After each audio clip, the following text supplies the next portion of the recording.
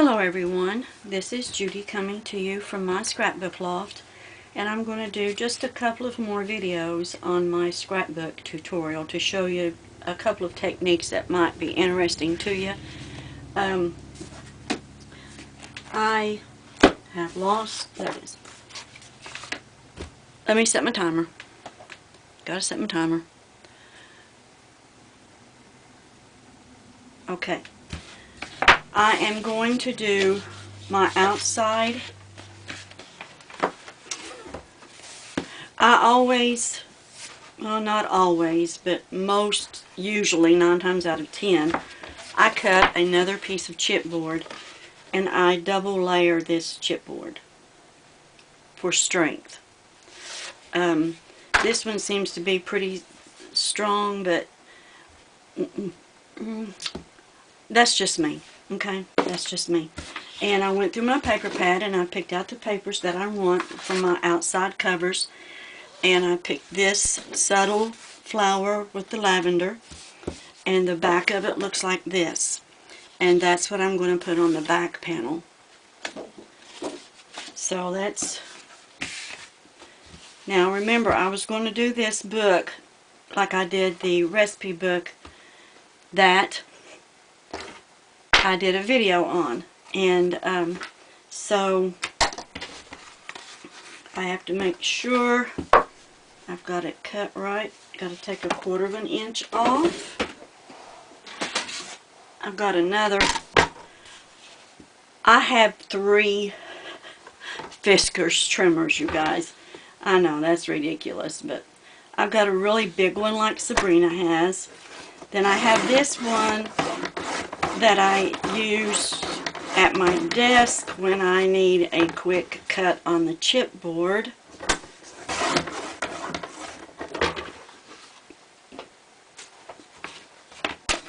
And I save all my old blades out of my other, out of this one. This is the one I cut most of my paper on. I will cut a lot on the big Fiskars cutter, but for the tutorial purposes I'm going to use it at my desk, use this one at my desk.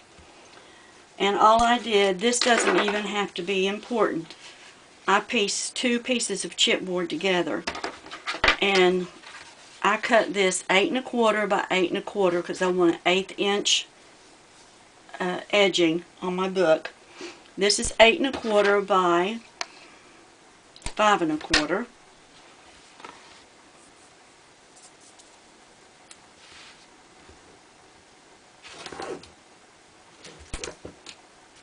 This is the spacer it's going to give me to close my book into.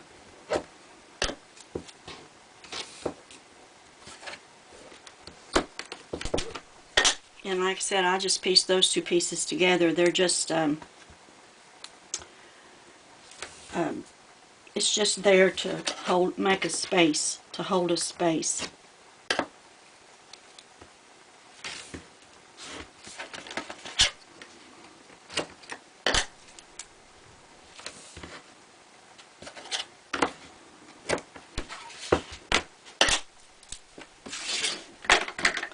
Now to burnish.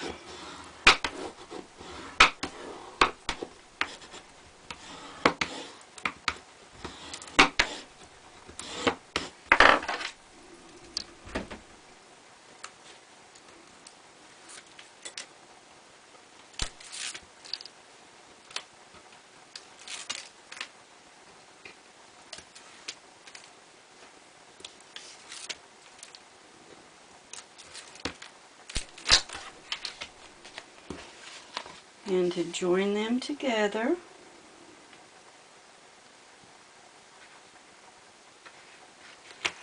like so.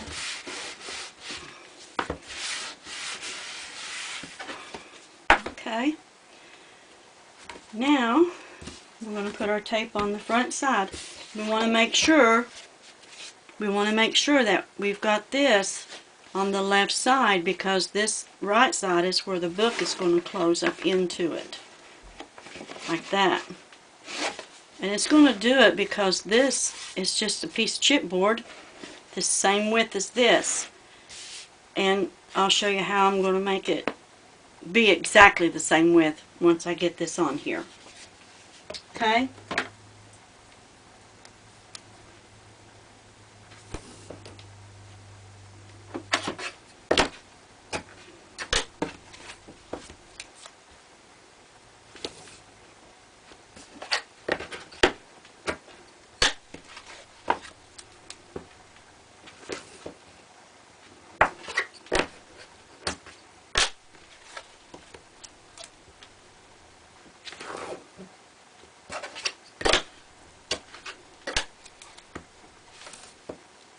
And I'm using a 1/2-inch tape. Number one reason is because it goes faster. You don't have to put down so many pieces of tape. And another is, well, that's it, I guess.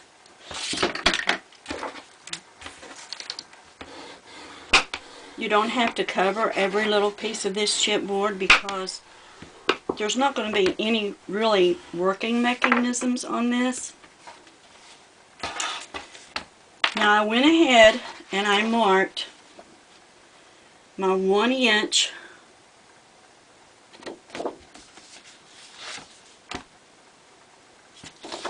long sheet. I went ahead and marked my 1-inch on this side and this side because I want a 1-inch overhang on this.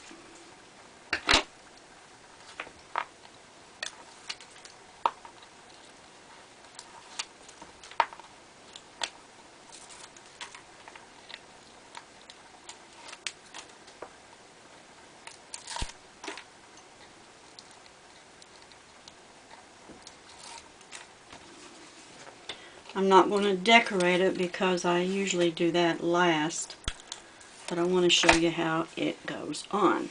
Okay, now do the right side up of my paper.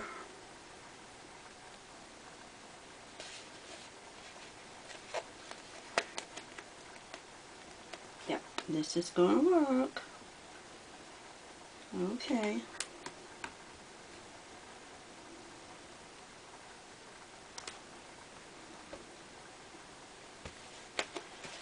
Just a minute.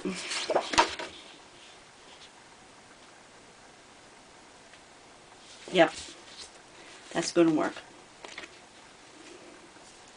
Hold on. I'm sorry. Let me get the right side up. Isn't that silly? Somebody be that silly? But anyway, I just want to make sure that it is correct.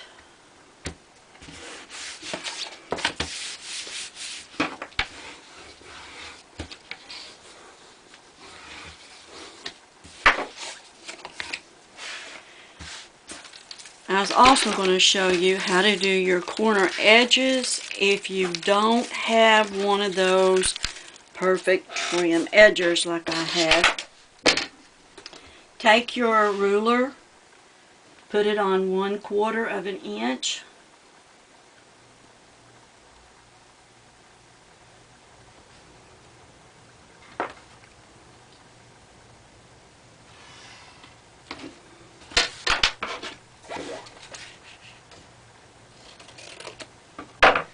And it'll work perfect.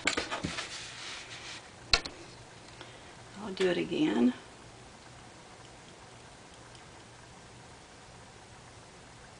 And the way you do that is you line, put it on, like I'm going to put it on the 5 mark, the 5-inch, okay? Then I've got the 1/2-inch mark and the 1/2-inch mark hitting catty corner.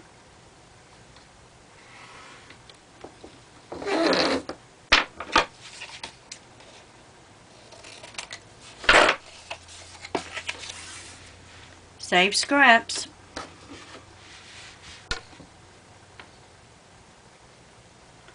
A 1/2-inch, put it on the 5, get the 1/2-inch and the 1/2-inch. Even the 1/4 and the 1/4 will work if you just do the 1/4 inch and the 1/4 inch. Just line it up.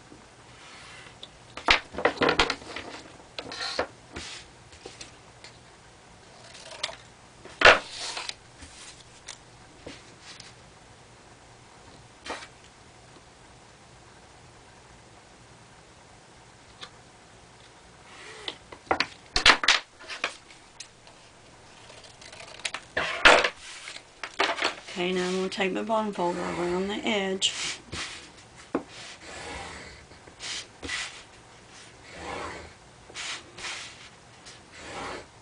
Okay, this is a stiff paper. I'm going to work it just a little bit. Heavy cardstock paper.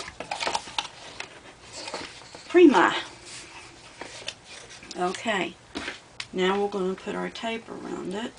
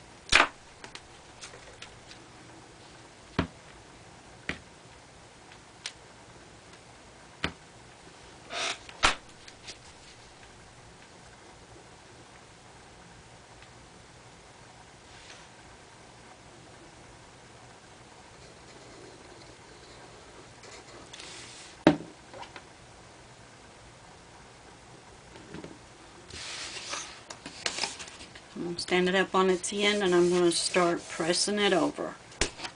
Then I'm going to start pinching it over the edge.